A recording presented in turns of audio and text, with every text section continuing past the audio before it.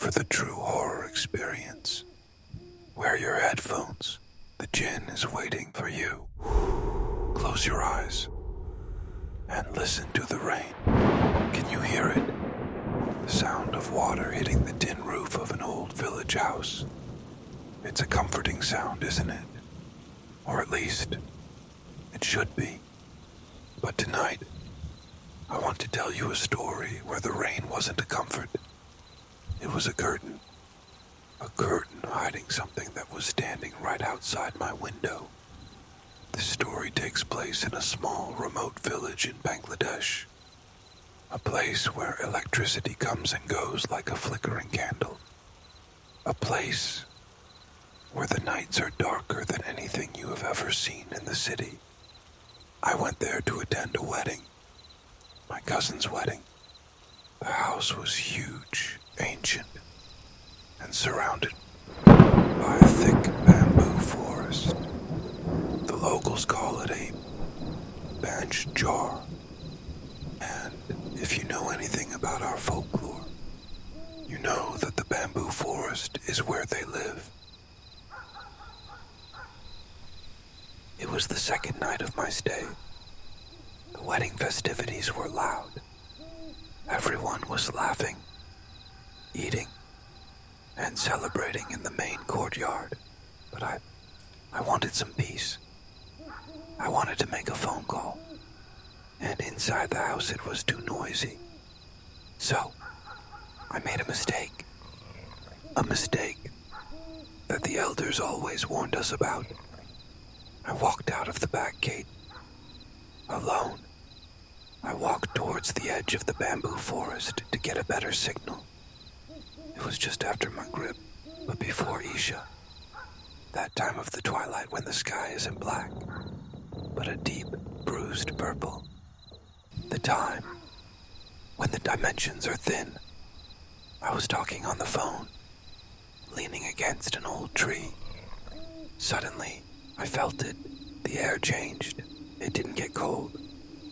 It became heavy, static, like the air before a lightning strike. I stopped talking. "Hello?" I said into the phone, but the signal was dead.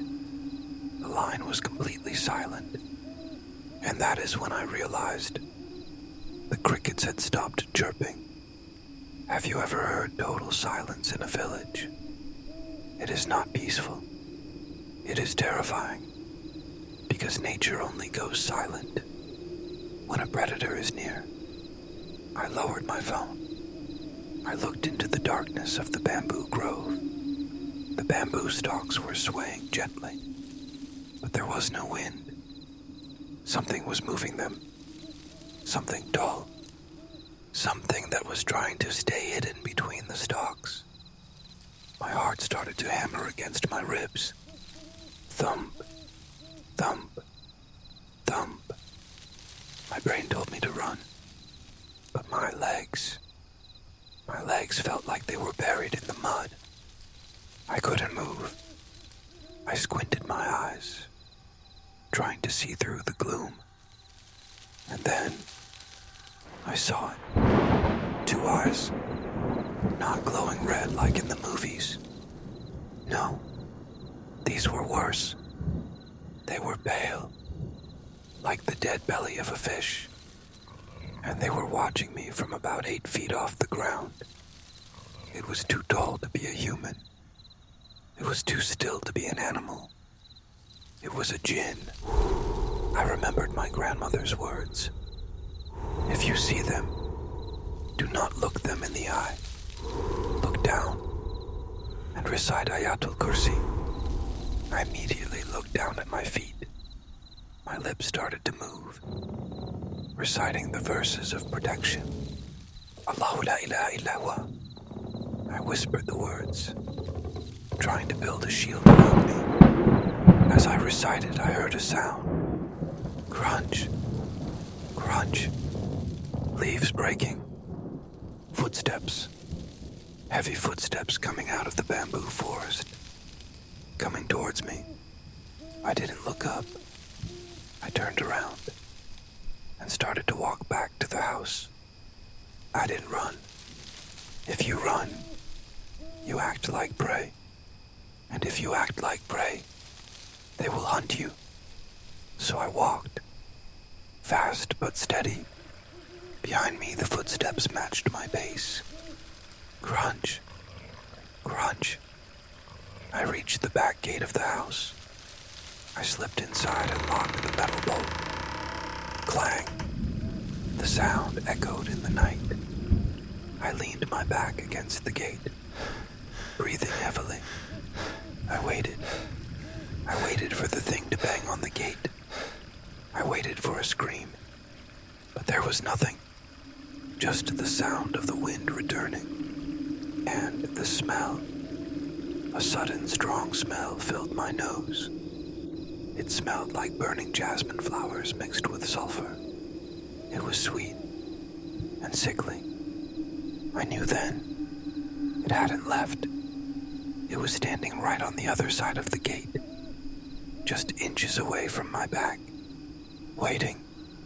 I ran back to the main courtyard, into the lights, into the crowd. I didn't tell anyone. Who would believe me? They would say it was a hallucination, or just a shadow. So, I tried to forget it. I ate dinner. I laughed with my cousins. I told myself it was just my imagination. But later that night, everyone went to sleep.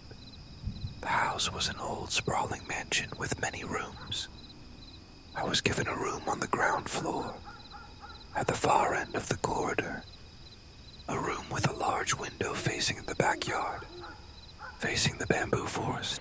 I locked the door. I checked the window latch 3 times. It was secure. I turned off the light and lay in bed.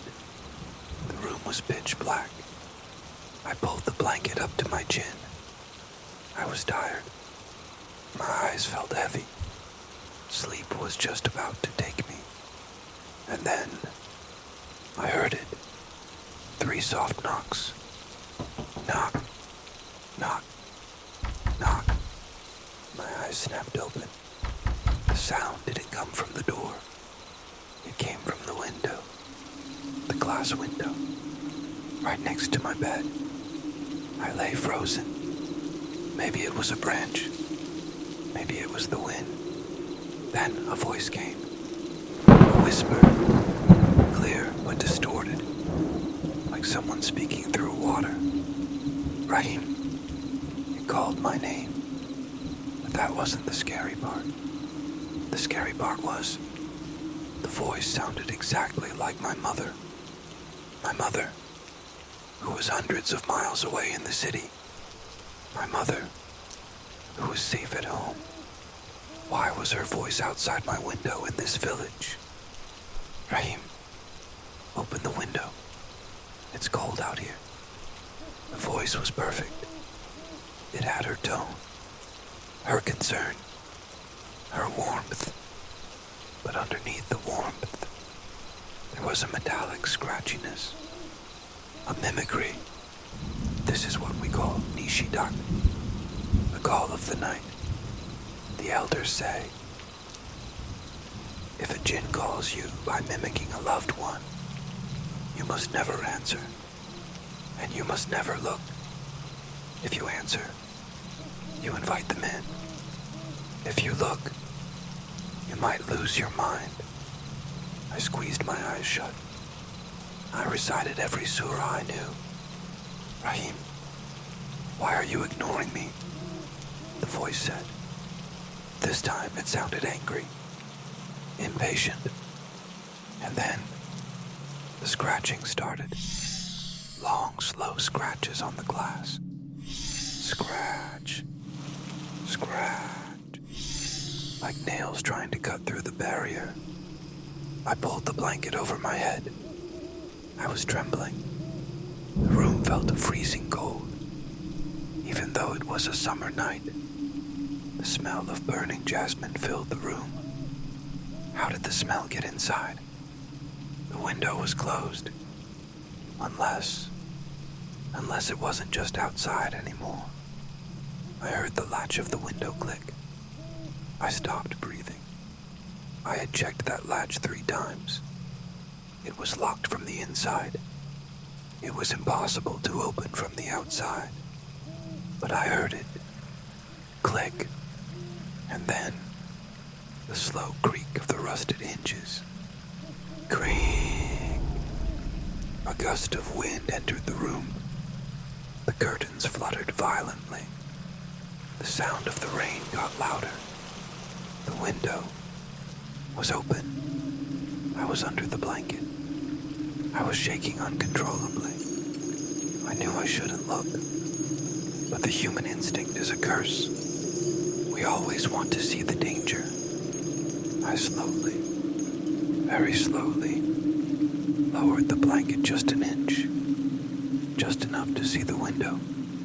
The window was wide open. The rain was blowing in, soaking the floor. And standing there, framed by the lightning, was a silhouette. It wasn't a person. It was a shadow. Solid. Blacker than the night around it. And it was climbing into my room. One long dark leg stepped onto the floor. Then the other. It was inside. It stood by the window for a moment, scanning the room, looking for me, even though I was right there in the bed. I closed my eyes tight. I stopped breathing. My heart was beating so loud I was sure it could hear it. Thump, thump. Thump, thump. I heard its footsteps on the floor. Wet footsteps. Slap. Slap. Slap. Walking towards the bed. It stopped right beside me.